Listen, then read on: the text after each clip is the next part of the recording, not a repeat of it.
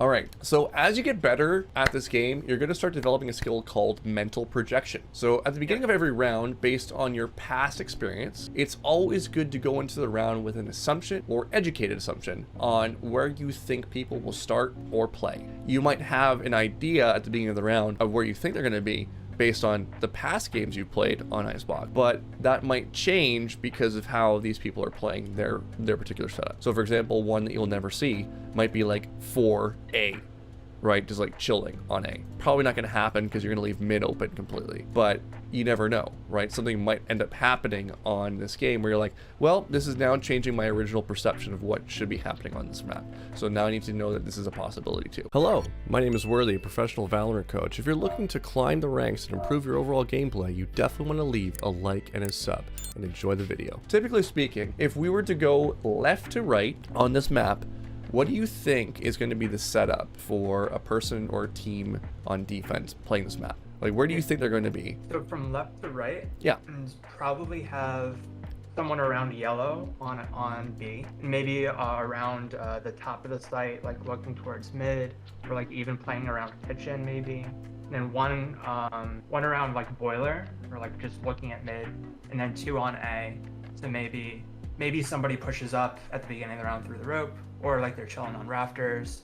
Maybe one playing road screen, something like that. So you're gonna see a 1-2-2, right? Or a 2-1-2. Those are usually the ones that you see. Or you may see a 3-1-1.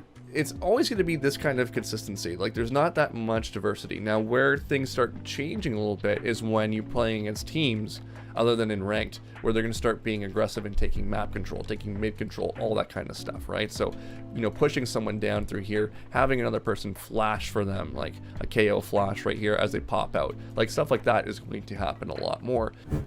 So, two of your teammates have been revealed on A. On A. Okay. Perfect. Here we go. We know there's two on A. But if two of your people have been scanned on A, how do you think everyone else is going to start reacting if they're playing two on B?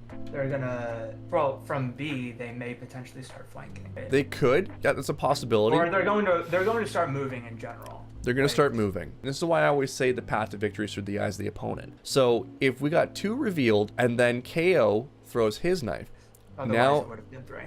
Now there's a smoke thrown on A. So at this point, they're probably either pushing through or they're both probably abandoning B altogether. So you have a rotation. It's a really easy map to do mental projection on. So now you've just wasted another 4 seconds, 5 seconds, give or take, shooting at this guy. So that means there's probably a fourth person here. Number 4 is here, and you got 3 on site. This could also create an opportunity for a flank again, so you could have 1 here, depending on how they commit to things. In gold, they're probably not going to do stuff like that, but something to think about as a potential. Now I'm worried because our play space is here. They have 5 people, and there very well could be someone flanking, as we're talking about right now. So you're now in a threat, and you're being suffocated. There's 1, there's 2, there's your 3rd. The 4th one is going to be very, very close. Should be at mid. And the 5th one, at this point, is either going to be in CT heaven, or they're going to be on flank. Let's see if I'm right. 4th one there. 5th one. See? And it's all timing. You can literally predict all these things just with having a mental projection. I'm Twitch gen. Okay, so 1 down on mid. That was the B player before, so I'm thinking this might be a slightly different situation or setup. I'm thinking 2-1-2, because I just heard the neon right here as well, and she might have rotated in, but that's what I'm thinking it's going to be if I'm doing a mental projection. The other thing that's really fun is that we still haven't bought fully as a team yet in any of these rounds, which is crazy, right? And this is a recipe for disaster in most cases. So we got 2, we have our KO, we have neon. So they're the same setup. That means the other 2 are over here. So that means there's probably 1 here and 1 probably here at this point. Means Phoenix is in a great position because now we're covering all the spots. That means they can only be in this area, all 3 of them, until Phoenix covers something else. So our flank is fully safe. Phoenix is doing passive impact for us right now. They can only be coming from CT. They can't be there, so don't look there. They cannot be there. What are you looking at? What are you looking at? Cannot be there. Cannot be there. Hey, you know what else you can do to secure this round? Alt. Yeah. Actually, KO should be alting right now, but... No! Jesus! Man, you are ballsy, my friend. You just peaked an op with utility. Wow. I wish I had your confidence. Damn. Oh, dang. I like that you did that. The right click and reset yourself. I don't know if it was intentional, but that's something I used to do. Yeah. Something I used to do. Everything has a cause and effect in this game. Utility that's thrown can sometimes create an opportunity for someone to move around the map, take space, anything along those lines. So, in most of these rounds, we have seen something consistent, and it was this. Yes. See how delayed this one was? The last few have been really, really early. So this one's been delayed, which is telling me something different's happening here on A.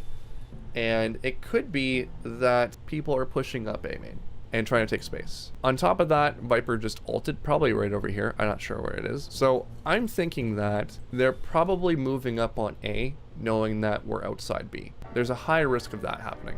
I'm thinking there's a chance they could be running down A, right? It's not guaranteed, but there is a chance. One shot. I'm gonna keep this here to learn. Love it. Yeah, and the other piece too is that every time they've hit us with a KO knife, we've been hit by it, right? So the fact that we haven't gotten hit by the KO knife at all, and all the noise that we're making, all the gunfights, all the good stuff, that's giving this KO a lot of free space. He's saying, you know what? I could probably move up here. So I'm worried about that. Okay, right here. Yeah, so you're kind of aware of that. Your crosshair placement needs to be on A here. They could be mid too. Could be taking space on mid. Mid's clear. Watch A. Watch A. Could be, and this is also a comment you can make, they could be up A. They could be pushed up A. How do you take this information then? Okay, no one was here. And they rotated actually heavy. So they're not pushing through. This is actually information. They're not playing aggressive on A at all. You probably heard me talk about post-plant positioning before. It's about controlling the lanes into the bomb site after the bomb has been planted, or as you're about to get control of the bomb site and you identify when post-plant starts. So that's the real key, is first identifying when it starts. Let's figure out if we can pause the exact moment where you think post-plant's gonna start, okay? You can tell me when to pause. Okay. First things first, your teammate just died mid, so that means that this pathway is now open, just so that you're fully aware. So this whole spot is now open. So you are officially suffocated at this point. So that means you either double back with your team as a group to fight the solo fighter, or you push into the site, either one of those two.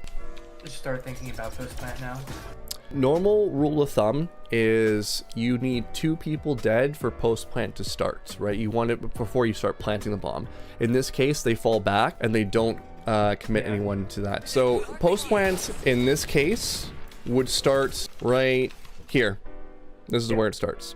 Okay, so what you need to think about is what lanes do they have control of to get into the bomb site? Well, they have Snowman and they have this one. And they also have this one now because our mid player is dead. So this is our play space. We're now suffocated. So what we need to do is decide to either push further beyond and challenge them here, or challenge them here. I think pushing through Snowman is not a bad move, actually. I've done it before, and it can catch people off guard. That'll allow you to get space on the bomb site.